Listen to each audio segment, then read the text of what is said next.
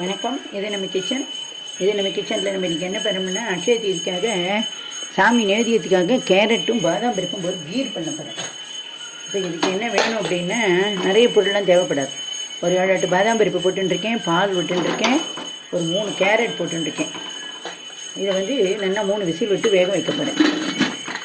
இது நல்லா வெந்து வரட்டும் பார்க்கலாம். நம்மளுடைய இது 3 விசில் வந்து அடங்கிடுத்து. கேரட்டு, பாதாம் பருப்பு, கீர்.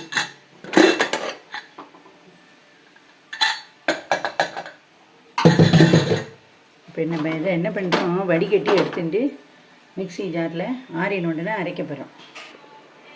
இப்போ இது மிக்ஸி ஜாரில் இதை எடுத்து விடலாம். இந்த பாதாம் பருப்பு, அதுக்கப்புறம் வந்து இந்த கேரட், இது எல்லாத்தையும் இதில் எடுத்துட்டு இந்த பாலை விட்டே அரைச்சி விடலாம். நம்ம பார்த்துக்கலாம்.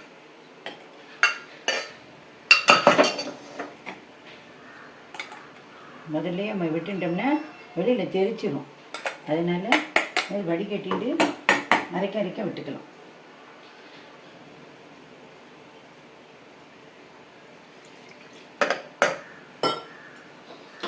இதை அரைச்சி விட்டு பார்க்கலாம் இந்த பாதாம் பருப்பையும் கேரட்டையும்.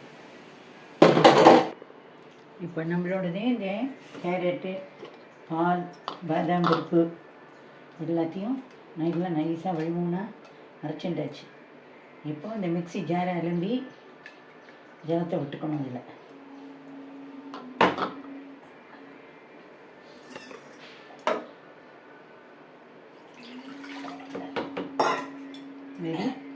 தேவையான ஜலத்தை விட்டணும். இது ரொம்ப நேரம் எதுங்கிறது, ஏன்னா நம்ம ஏற்கனவே பாயில் பண்ணியிருக்கோம். அதனால ரொம்ப நேரம் கொதிக்க விடணுங்கிறது கிடையாது. இதுக்கு வந்து சர்க்கரை போடலாம். ஆக்சுவலாக ட்ரெடிஷ்னல் மெத்தேடு சர்க்கரை தான். இப்போ எல்லோரும் பனங்கல்கண்டு, நாட்டு சர்க்கரை, கருப்பெட்டின்னு எது வேணாலும் போட்டுக்கிறேன். எல்லாம் நல்ல சௌரியம் தான். டேஸ்ட்டு தான் டிஃபர் ஆகும்.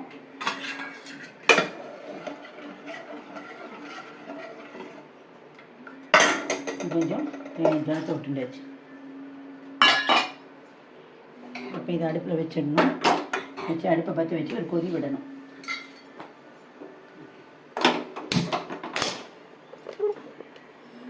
இது நல்லா கொதி வரட்டும் பார்க்கலாம். நான் இப்போ இதுக்கு தேவையான அளவு சர்க்கரை போடப்போகிறேன். மெஷர்மெண்ட் என்ன அப்படின்னா, நீங்கள் இதுக்கெல்லாம் ஒரு வித்தியாசமாக தான் போட்டுக்கணும். நான் இதில் என்னென்னா ஒரு 150 கிராம் அளவுக்கு போட்டுருக்கேன். இது நல்லா கரைஞ்சி கொதிக்கணும்.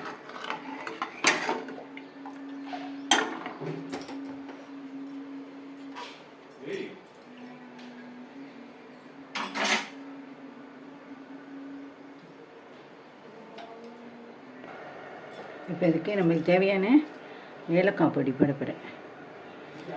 ஏலக்காய் பொடியும் சுக்கு பொடி இல்லைன்னா பரவாயில்ல, ஏலக்காய் பொடி கண்டிப்பாக போடுங்க. ஏலக்காயை எப்படி நல்லா பவுடர் பண்ணணும் அப்படின்னாக்க ட்ரை ரோஸ்ட் பண்ணிக்கணும். அது கூடயே 2 பச்சரிசியும் வச்சு நல்லா மிக்சியில் ஆறினோடனே பவுடர் பண்ணி எடுத்து வச்சுக்கலாம். இல்லை ட்ரை ரோஸ்ட் பண்ணிவிட்டு, ஏலக்காயை ட்ரை ரோஸ்ட் பண்ணிவிட்டு ஆறினதுக்கப்புறம் சர்க்கரை, ஜீனி, ஒயிட் சுகர் அது கூட அதை வறுக்கலாம் அவசியம்லாம் கிடையாது. ஆறினோடனே இந்த ஏலக்காய் அந்த சுகரையும் 2த்தையும் பவுட்ரு பண்ணி இதுமாரி ஒரு டப்பாவில் போட்டு ஸ்டோரேஜ் பண்ணி வச்சுட்டீங்கன்னா தேவைப்படும் போது பாயசம், கீர் இந்தமாரி ஸ்வீட்டு இது பண்ணுறதுக்கும் போட்டுக்கிறதுக்கும் உங்களுக்கு யூஸ்ஃபுல்லாக இருக்கும். இப்போ நம்மளுடைய கேரட் கீர் என்ன கொதிச்சு வந்துட்டு பச்சை வாசனையெல்லாம் போயிடுத்து. நான் இப்போ இதை ஆஃப் பண்ணிட்டேன். இதில் வந்து பாதாம் பருப்பு தான் விடணுமானே, பாதாம் பருப்பு அரைச்சி விடணுமானே, நான் பாதாம் பருப்பு அரைச்சி விட்ருக்கேன். பாதாம் பருப்பு, முந்திரி எது வேணாலும் அரைச்சி விடலாம். 2 கலந்தும் கூட அரைச்சி விடலாம். நான் இப்போ ஒரு டேபிள் ஸ்பூன் அளவுக்கு நெய் விட்டுருக்கேன். இப்போ இதில் வந்து நம்ம தாளித்து கொட்டுறதுன்னா நெய்யில் முந்திரி, திராட்சை, மாரி நட்ஸு எது வந்தாலும் அதுமாரி தாளித்து கொட்டிக்கலாம். நான் வந்து பாதாம் பருப்பை வந்து கட்டரில் கட் பண்ணி எடுத்து வச்சுருக்கேன். இது வந்து நான் வந்து ரோஸ்ட் பண்ணணும் அப்படிங்கிற அவசியம் கிடையாது. உங்களுக்கு இது எப்படின்னு காட்டுறேன். இது பாருங்க, இந்தமாரி பாதாம் பருப்பை நல்லா பாதாம் கட்டர் வாங்கி அதில் கட் பண்ணி எடுத்து நீங்கள் ஃப்ரிட்ஜில் வச்சுட்டேன்னா தேவைப்படும் போதெல்லாம் போட்டுக்கலாம்.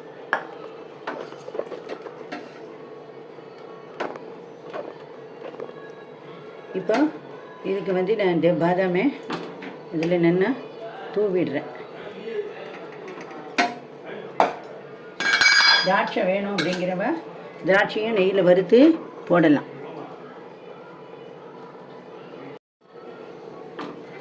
நீங்களும் இதேமாரி பண்ணி பாருங்க.